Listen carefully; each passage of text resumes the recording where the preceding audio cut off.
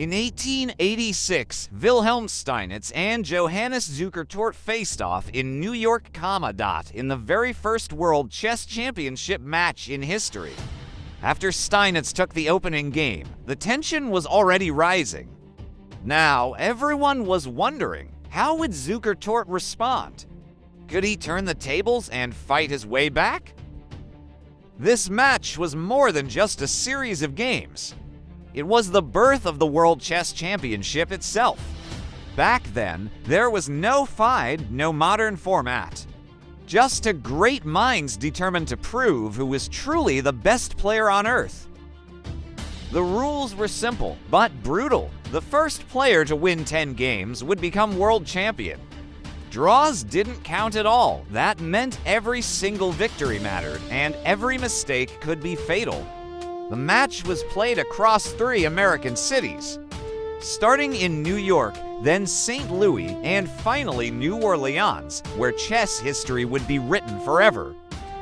Two completely different styles clashed. Steinitz, calm, strategic, almost scientific. And Zukertort, creative, aggressive, always searching for the perfect attack. And in this second game, things were about to get intense. The game begins with the Scotch opening. E4, E5, NF3, NC6, and D4, Steinitz opens the center, and Zukertort accepts the challenge with X4. A sharp fight is already on the horizon.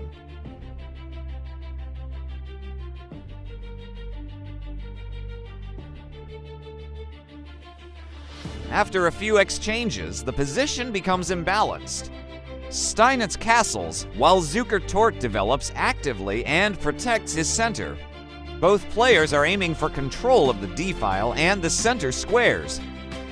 Steinitz misplaces his knight with on g3, giving Zukertort the chance to attack. With on g4 and k4, black's pieces leap forward, creating real pressure against the white king. The tension is rising fast.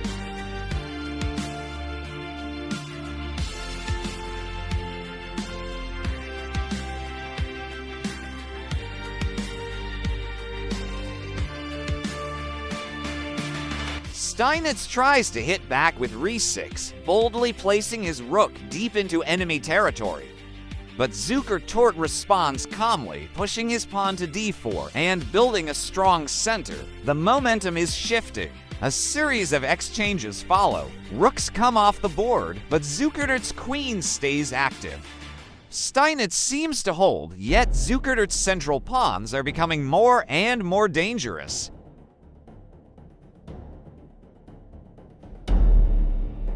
Steinitz pushes h4 and h5, trying to create counterplay on the king side.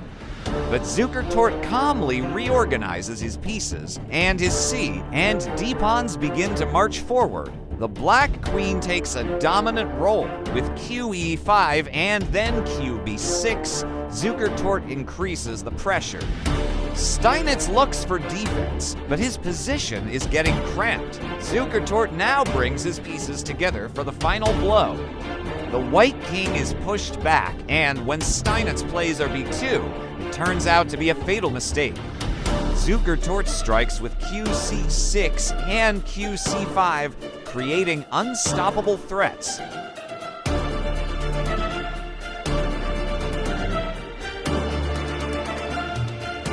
After qx f2 and bx f3, the black pawns roll forward.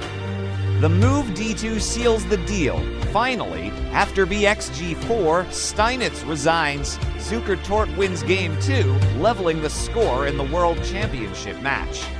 The battle for the very first world title was far from over.